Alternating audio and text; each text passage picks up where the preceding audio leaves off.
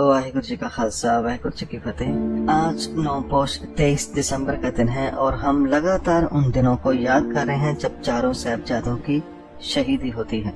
और आज 9 पो का दिन है जब एक तरफ माता गुजर कौर जी और छोटे साहिबजादों को जेल लेकर जाया जाता है, दूसरी तरफ जो सिंह चमकौर में बचे थे उनकी आज शहीदी होती है, उनका शहीदी दिवस है। और तीसरी तरफ गुरु गोविंद सिंह जी जो चमकौर के किले से गए थे वह माछीवाड़े में पहुंच जाते हैं, तो ये आज का के लिए कहा जाता है। लेकिन जाने से पहले गुरु साहब अपनी कलगी और पोशाक भाई संगत जी को देकर जाते हैं और साथ में तीर देकर जाते हैं। गुरु साहब फरमाते हैं कि कल आप सबके लिए कुर्बानी वाला दिन है और आपकी कुर्बानी को खालसा पंथ कभी भुला नहीं पाएगा, जिन्होंने लाखों की फौज का मुकाबला किया। जब गुरु साहब रात को चले जाते हैं तो किले में कुछ इतिहासकारों के मुताबिक 5 सिख थे, कुछ के मुताबिक 7 और कईयों के मुताबिक 8 थे। तो जब सुबह होती है तो भाई संगत जी वहां जाकर बैठ जाते हैं जहां कल गुरु गोविंद सिंह जी बैठकर तीर चला रहे थे और बाकी सिख भी तीरों के साथ तैनात थे। उनका मकसद था कि जितना ज्यादा वक्त हो सके उन्हें रोका जाए। और दूसरी तरफ मुगल सेना भी तैयार थी। उन्होंने देखा कि गुरु गोविंद सिंह जी तैयार बैठे हैं, जबकि असल में वह भाई संगत सिंह जी थे जो गुरु गोविंद सिंह जैसे लगते थे और ऊपर से कलगी भी लगा रखी थी, तो मुगलों को वह दूर से गुरु ही लग रहे थे। तो मुगल सेना बहुत तेजी से किले की तरफ बढ़ी। भाई संगत सिंह और बाकी सिंहों ने जमकर तीरंदाजी की। उन्होंने कईयों को घायल किया, जितना हो सका उन्होंने मुकाबला किया और अंत में वह सभी लड़ते लड़ते शहीद हो जाते हैं। चमकौर के किले में वह जवान वैसे शहीद हो जाते हैं और मुगल बहुत खुश होते हैं कि हमने सभी सिखों को मार गिराया है और जो हमारा लक्ष्य था गुरु गोविंद सिंह जी को जिंदा या मुर्दा पकड़ना, वह भी पूरा कर लिया है। लेकिन जब वजीर खां आकर खुद देखता है तो वह अपने सूबेदारों को बहुत डांटता है और कहता है कि ये गुरु नहीं है, ये तो गुरु की शक्ल में कोई दूसरा सिख है। जाओ जाकर ढूंढो गुरु कहाँ है। सैनिकों ने कहा यहाँ तो और कोई नहीं है। तो वजीर खां का सिर शर्म से झुक जाता है कि मुट्ठी भर सिखों के सामने हमारी लाखों की फौज आज हार गई है। हमारे घोड़े, हाथी, सैनिक, तोपे, तैनाती सब बेकार हो गई जो हमारे हाथ से गुरु गोविंद सिंह जी निकल गए। वह गुस्से से वहाँ से चला जाता है। तो संगत जी इस तरह जो सिख चमकौर के किले में बच जाते हैं वह भी बड़ी शान से शहीदी प्राप्त करते हैं। आज उनका शहीदी दिवस है। मैं उनको बारंबार नमस्कार करता हूँ।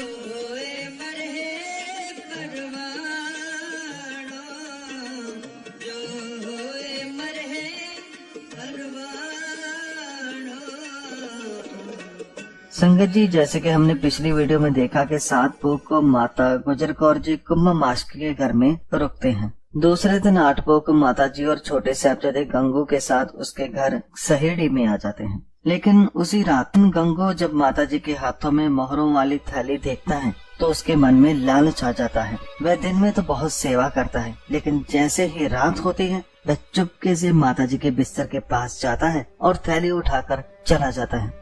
दादी माता उसे देख लेती है और गंगू को बोलती है कि गंगू, यदि तुम्हें पैसे चाहिए थे तो मुझे बोल देता, ये सब तेरा ही तो है। तुमने हमारे लिए जितना किया है ये मोहरे तो उसके बदले में कुछ भी नहीं। लेकिन गंगू अपनी गलती मानने के बजाय जोर जोर से चिल्लाने लगता है कि एक तो घर पर रखो और ऊपर से चोरी का इल्जाम लगाओ।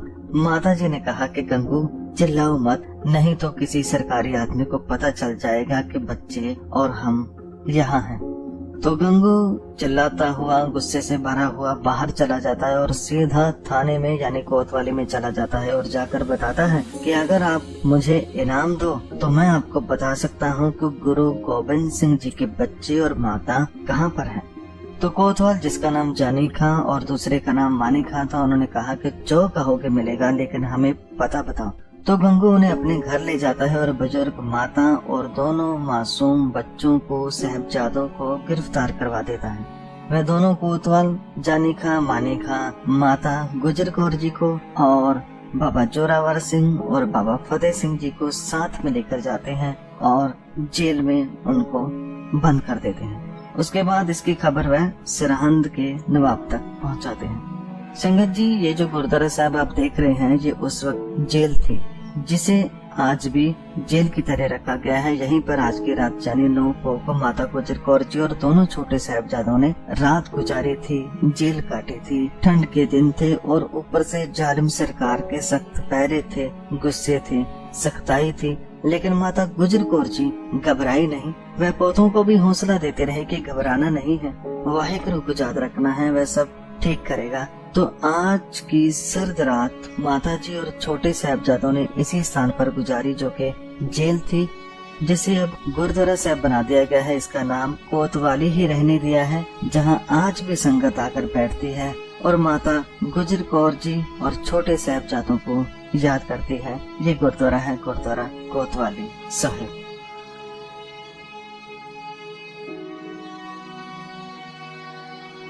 इसी दिन गुरु गोबिंद सिंह जी चमकौर से होते हुए एक बाग में पहुंचते हैं। वहां पर एक कुआं था, वहां से पानी पीते हैं, वहीं पर आराम करने लग जाते हैं और एक शब्द गुनगुनाते हैं और वहीं पर सो जाते हैं।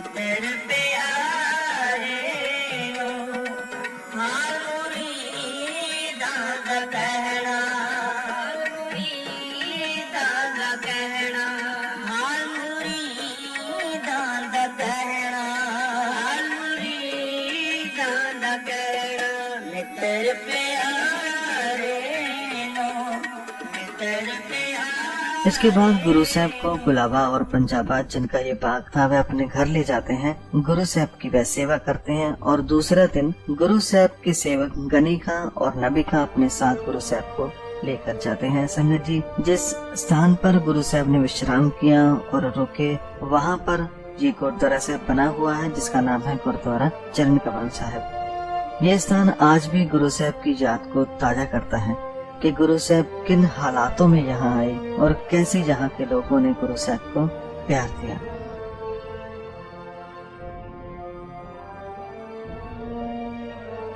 तो संगत जी, ये था आज का इतिहास। आज भाई संगत सिंह जी और बहुत सारे सिखों की चमकौर साहब में शहीदी हुई, जिनको मेरा कोटि कोटि नमन है। दूसरा, माता जी और छोटे साहिबजादों को जेल में रखा गया, वह भी आज ही का दिन था। और तीसरा, गुरु गोबिंद सिंह जी माछीवाड़ा पहुंचते हैं। गुरु साहब अपने परिवार से दूर थे, लेकिन फिर भी वह परमात्मा का शुक्र